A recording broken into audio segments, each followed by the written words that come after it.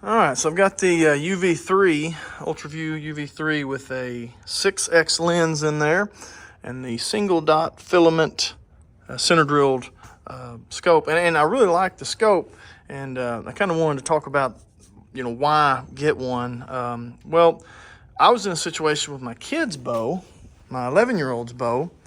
Get over here to it. We need to put a light on his Viper sight and this Sherlock bar, and basically the only way to do that was going to be get a Z-Bros or something like that, and it's going to be about $200. I thought, why would I spend $200 on this sight to add to it when I could just get a whole new sight housing with lights and everything, which I like it better really anyway than the Viper sight, for $200. Anyway, so I ended up getting me one, and I passed down my HHA Tetra to my son. So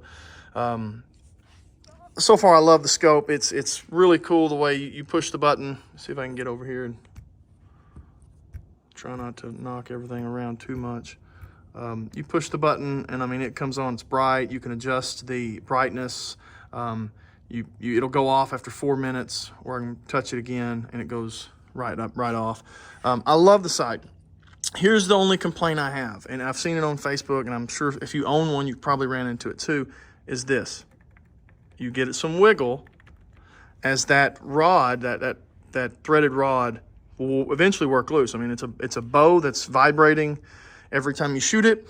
Not to mention you're touching it every single time, which is putting pressure on it there. So it's not a surprise that this will eventually work loose. And after a couple times of just tightening, I kind of figured it's time to make a more permanent solution to that. So I want to show how I'm going to make this fix where it's not permanent, but the odds of this working loose are slim to none, and having this issue, because I had this in a tournament, still shot good because it is centered, perfectly centered. So even if it is slightly leaning, you're still centered. So it can't be good long term, and it's surely not great for accuracy.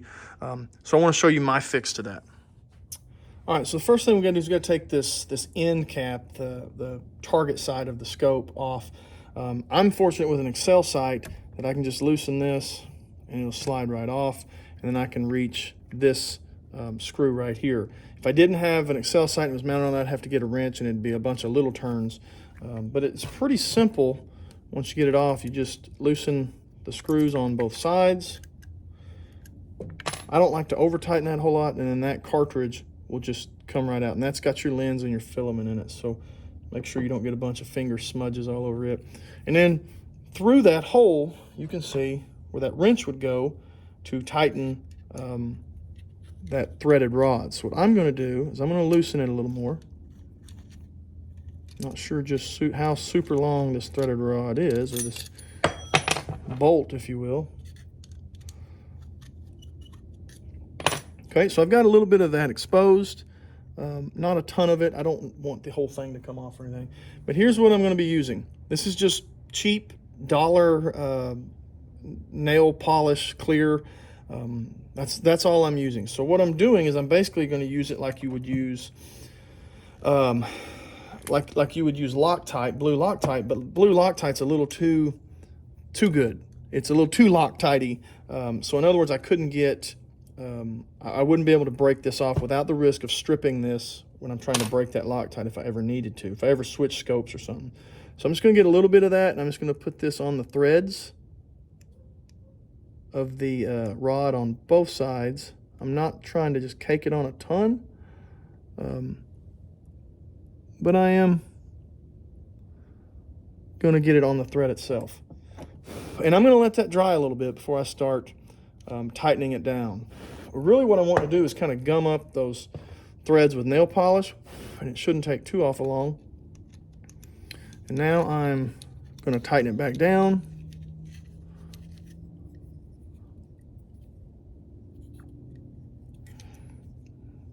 Get her good and snug. I guess I can go ahead and put this lens cartridge back in before I put it back on there. I don't like to over tighten these little set screws on the lens cartridge because they're going into plastic, so you got to think at some point if you over tighten these, they'll break the plastic.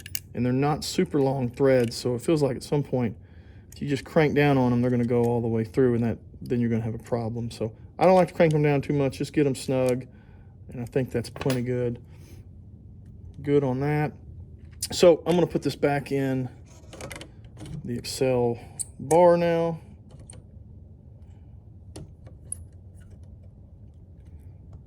Okay, good and snug there.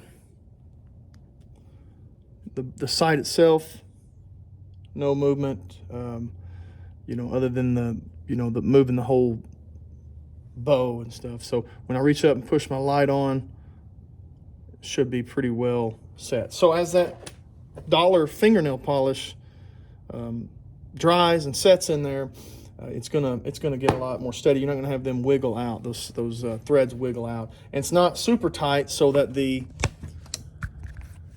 it's not super tight like a Loctite might be, where you might risk threading. Because if you thread that and you got to run a drill through there to drill that out, you're probably going to ruin your sight. So not worth risking it, if you ask me.